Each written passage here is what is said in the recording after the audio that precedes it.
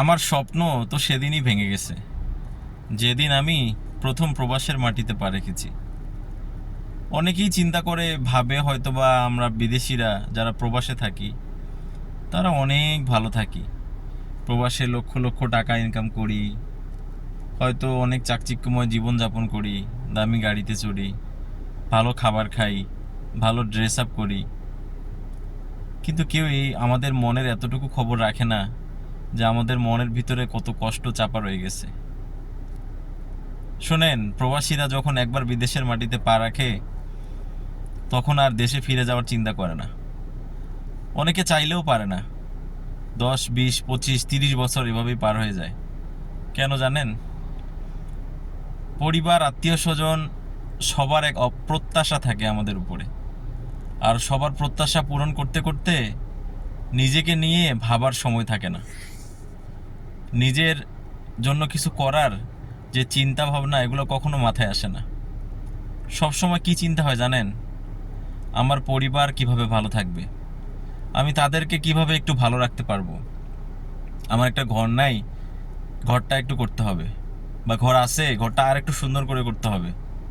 ঘরের ভিতরে একটা সুন্দর এসি লাগাইতে হবে, একটা ফ্রিজ কিনতে হবে।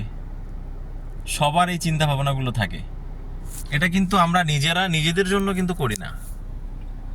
আমরা আমাদের পরিবারের মানুষদের প্রত্যাশা অনুযায়ী বাধ্য হয়ে এগুলো করার চেষ্টা করি।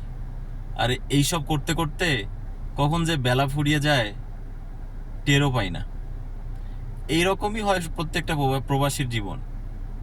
সবাই চিন্তা করে আর একটা বছর থেকে হয়তো আমি চলে যাব, আর বেশি দিন বিদেশে পড়ে থাকবো না, ঘরের কাজ তো শেষ, এবার চলে যাব।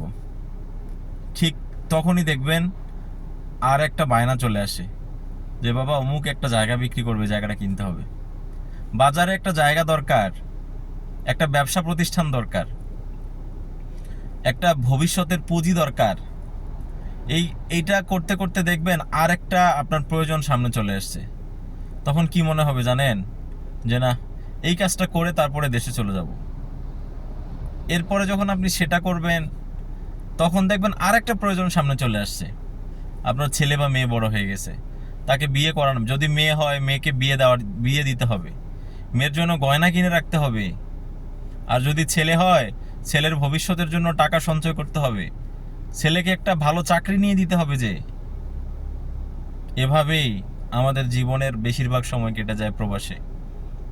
কেউ খোঁজও রাখে না, কেউ কোনোদিন বলেও না বাবা তুই চলে আয়, ভাই তুই চলে আয়, তোকে আর থাকতে হবে না। সবাই কি বলে জানেন? আর কটা দিন থেকে আয়, আর কিছু জমি কেন,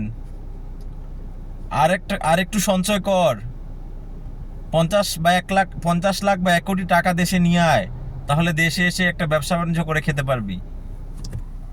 কেউ একবারও আপনাকে মুখ ফুটে বলবে না কিচ্ছুই লাগবে না, তুই চলে আয়, যা করছিস যথেষ্ট, বা কিছু করতে না পারলেও আলহামদুলিল্লাহ, যতটুকু আছে আলহামদুলিল্লাহ।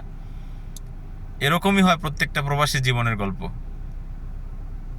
আপনাদের ক্ষেত্রে যদি ব্যতিক্রম হয়ে থাকে আমাকে কমেন্ট করে জানাবেন, আর যদি কমন পড়ে যায় তাও জানাবেন। আমি শিওর আমার জীবনের সাথে অনেকের জীবনে কমন পড়ে গেছে। আমি অনেক কিছু করতে পারি নাই, তেমন কিছুই করতে পারি নাই, বাট গল্পটা আমার এরকমই শুরু হয়ে গেছে। সবার এত প্রত্যাশা, এই প্রত্যাশার চাপ সামলাতে সামলাতে নিজের কথা ভাবার সময় নাই। সবাই ভালো থাকবেন।